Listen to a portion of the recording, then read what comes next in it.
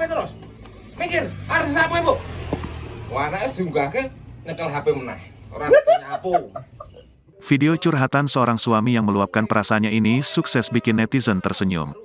Pria itu bercerita kepada teman-temannya sesama suami tentang perasaannya yang serba salah pada istrinya.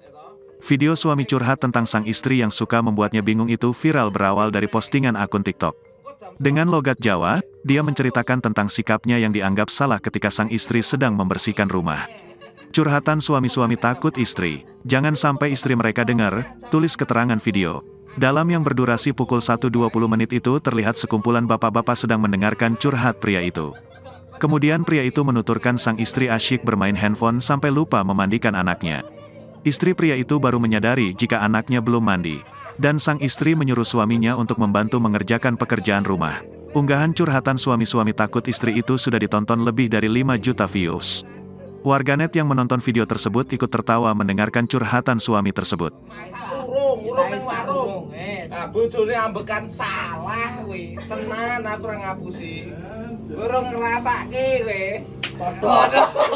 Alah. Aku ki sampe alah nek ora atiku jembar tak segoro sembuh aku. Tenan. Aku ya wis kata. Terima kasih sudah nonton. Jangan lupa like, subscribe, dan share ya.